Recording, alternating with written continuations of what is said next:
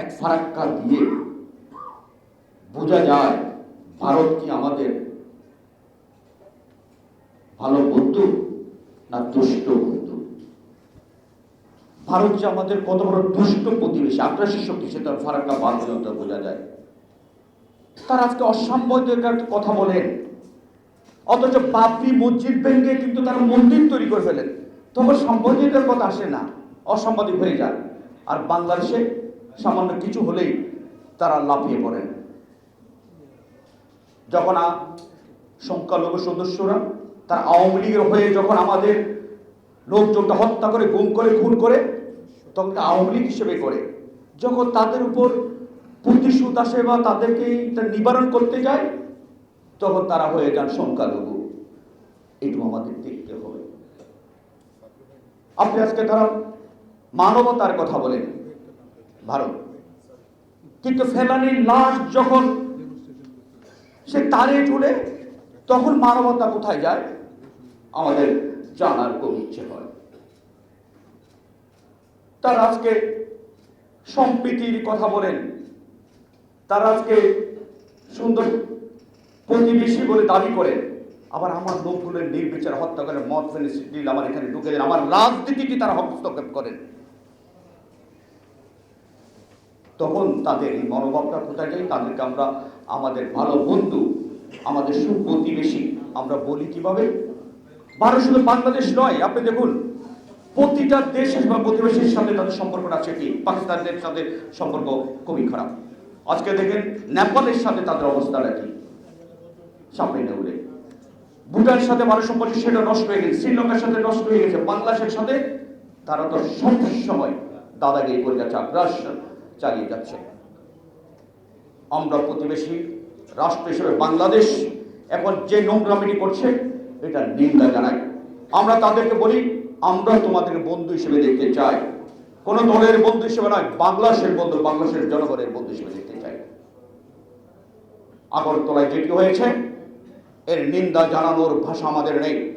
আজকের এই অনুষ্ঠান থেকে আমরা ভারত সরকার বলতে চাই, এইসব আগ্রাসন আপনাদেরকে বন্ধ করতে হবে। বাংলাদেশের মানুষ তার স্বাধীনতা সার্বভৌমত্বের আগত কখনো সহ্য করে নাই। পাকিস্তানিদেরকে এই দেশ থেকে তাড়িয়েছে আপনার আগ্রাসন সহ্য করার জন্য নয়।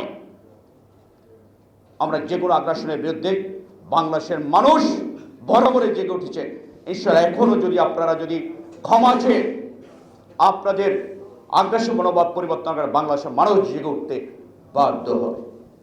সবশেষে এটুকু বলি, সবার আগে আমাদের কাছে আমাদের দেশ, সবার আগে এদেশের মানুষ আমাদের কাছে। তাই দেশের স্বাধীনতা সার্বভৌমত্ব রক্ষার জন্য আমাদের ঐক্যবদ্ধ থাকতে হবে। ভারতের আগ্রাসন, পতিত স্বৈরাচারের ষড়যন্ত্রকে মোকাবিলা করার জন্য আমাদের প্রস্তুত থাকতে হবে। আর সেটি যদি আমরা করতে পারি, একটা মানবিক বাংলাদেশ যদি আমরা করতে পারি, তাহলে আতিকুর রহমান সালুর আত্মার শান্তি পাবে। সত্যি আমরা যেমন এক মহান ব্যক্তিত্বকে নিয়ে আলোচনা করছি, যিনি আজীবন সংগ্রামী। তার এই সংগ্রাম ছিল দেশের জন্য, তার এই সংগ্রাম ছিল দেশের মাটি মানুষের জন্য, তার এই সংগ্রাম ছিল ভাষার জন্য, তার এই সংগ্রাম ছিল স্বাধীনতার জন্য, সার্বভৌমত্ব রক্ষার জন্য, আধিপত্যবাদের বিরুদ্ধে। তার এই সংগ্রাম ছিল একটি মানবিক বাংলাদেশ গড়ার জন্য। যদি দেখি আজীবন সংগ্রামী করে বলেছি, তিনি যখন হাই স্কুলে পড়েন তখনই তিনি সমগ্র স্কুলের ক্যাপ্টেন হয়েছিলেন নেতৃত্বের গুণে। মৃত্যুর আগ পর্যন্ত দেশের জন্য, সার্বভৌমত্বের জন্য লড়াই করে গেছেন। এই জন্য আমি বলেছিলাম যে তিনি একজন আজীবন সংগ্রাম। মোস্তফা কামাল মজুমদার ভাই বক্তব্যে তার নানাবিধ কর্মকাণ্ড চলে এসেছে। তো একটি ক্ষেত্রে আজীবন বাংলাদেশের মানুষ তাকে স্মরণ করতে হবে, সালবেগের, সেটা হলো এদেশের ফারাক্কা বাঁধের বিরুদ্ধে তার যে লড়াই, এদেশের নদী রক্ষার জন্য তার যে লড়াই, সেই জন্য তাকে আজীবন স্মরণ রাখতে হবে। ফারাক্কা বাঁধের নাম বললে মাওলানা আব্দুল হামিদ খান ভাসানীর নাম চলে আসে, শহীদ প্রেসিডেন্ট জিয়াউর রহমানের নাম চলে আসে, বেগম খালেদার অবদানের কথা চলে আসে সালুবাইয়ের নাম। এই নামগুলোকে বিচ্ছিন্ন করা যায় না। কেন যেন এই নামগুলো চলে আসছে? ফারাক্কার বিরুদ্ধে কেন এই লড়াই, কেন এই সংগ্রাম? আপনারা জানেন এই ফারাক্কাবাদের কারণে রাজশাহী উত্তরাঞ্চল পুরোটা মরুভূমিতে পরিণত হতে চলেছে।